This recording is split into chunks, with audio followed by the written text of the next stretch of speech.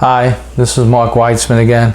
In this video, I'm not going to do a problem, but I just want to give you like a quick proof. It's not very hard, but I want to show that if we have a force in the x direction in the lab frame, that would be the same as a force in the x direction. There's no forces in the y or z directions in the rocket frame, I'll call it.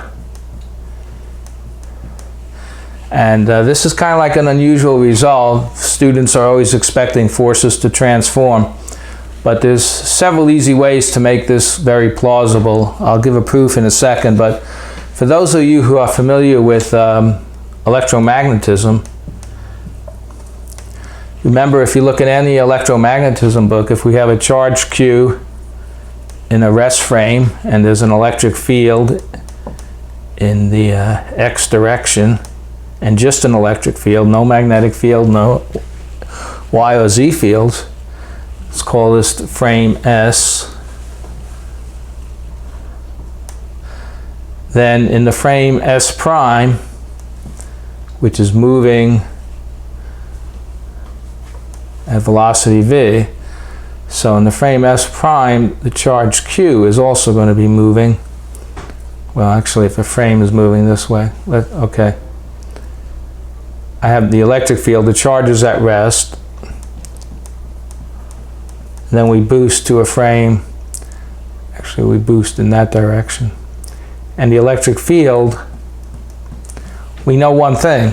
The electric field, the way it transforms, I'll put the x component. The x component of the electric field is, you look at any electromagnetism book, Ex prime is equal to Ex, if there's no y, z, or magnetic fields or anything.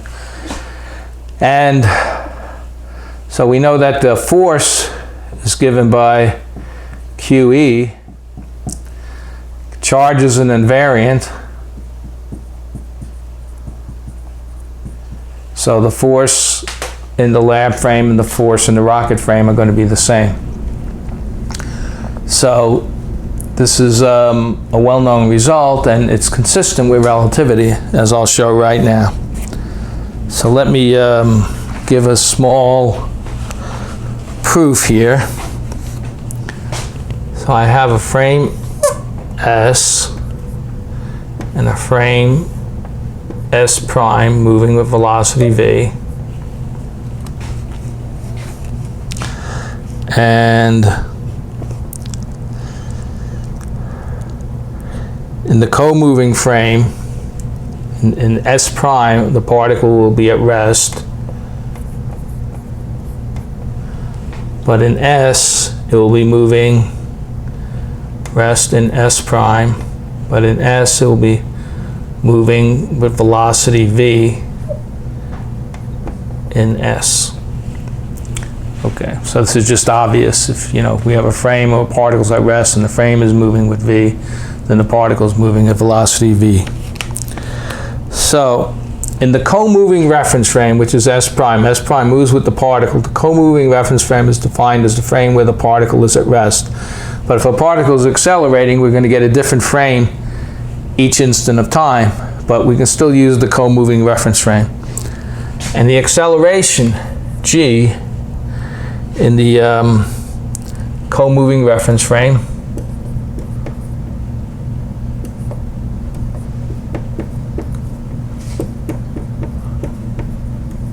is just defined as del v prime over del t prime. This is equal to g. And we know also that del t, and we're going to take limits as del t and del t prime and del v prime go to 0. We know del t is equal to gamma del t prime. This is just time dilation.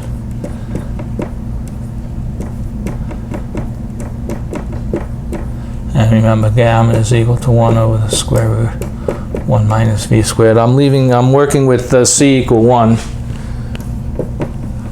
in this video and probably subsequent videos.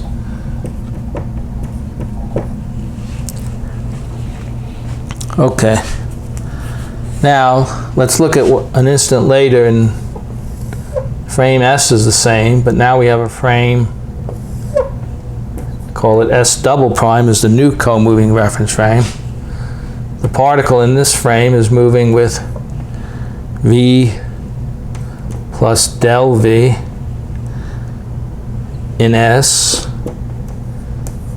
and it's moving at 0 because we're always working co-moving reference frames in S prime.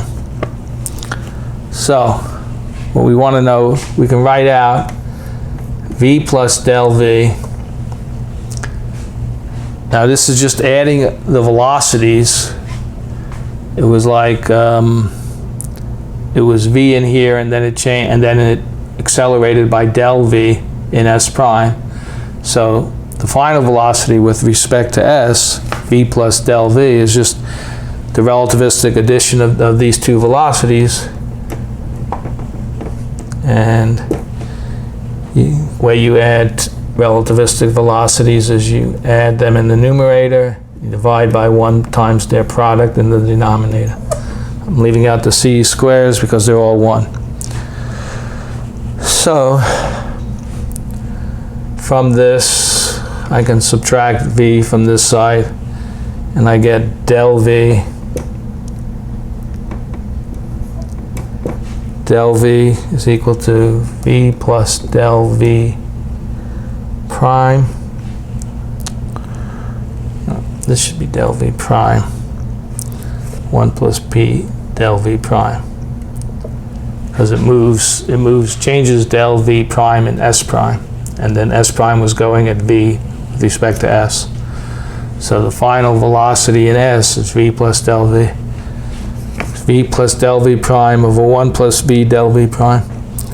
So this is equal to V plus del V prime, 1 plus V del V prime minus V. And this is equal to del V prime, 1 plus V del V prime times 1 minus V squared.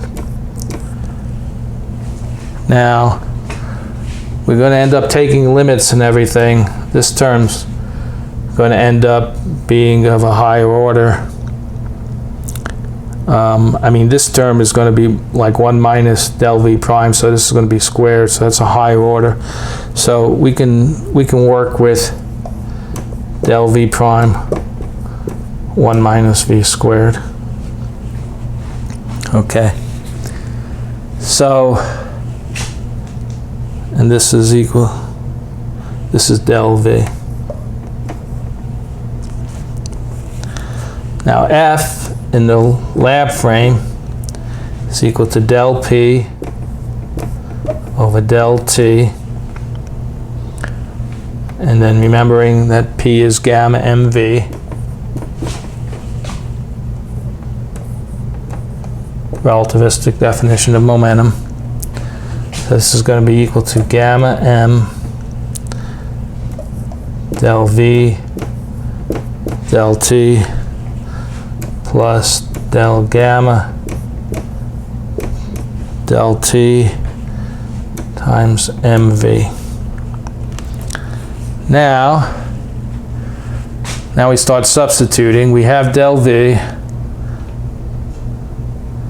and we have del T. So I can start substituting them because I want this in terms of quantities in the rocket frame. So this is going to be equal to gamma m del V prime 1 minus V squared divided by gamma del T plus mv. Now del gamma del T, take the derivative of this formula here. So you're just going to get 1 minus V squared to the minus 3 halves V del V del T. And it's one of these cases where it looks like things are getting more complicated, but they'll actually simplify. Okay, so I think that's del T prime over here. Yeah. So we know del V prime over del T prime is G. The gammas cancel. So now we're going to get F is equal to M. Del V prime over del T prime is G. 1 minus V squared. Then I have plus, this combines with this, so I get mv squared 1 minus v squared to the minus 3 halves.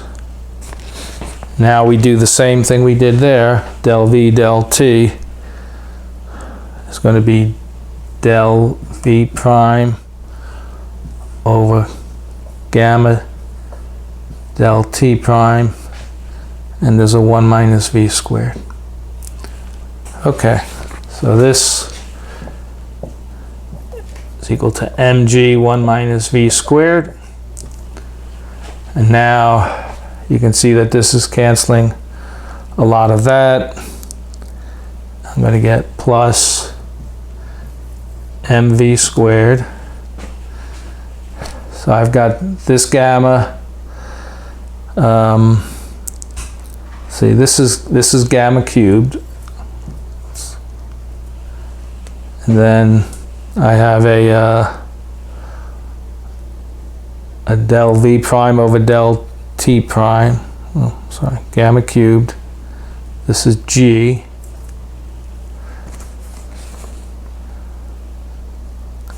And then I have now I'm confused.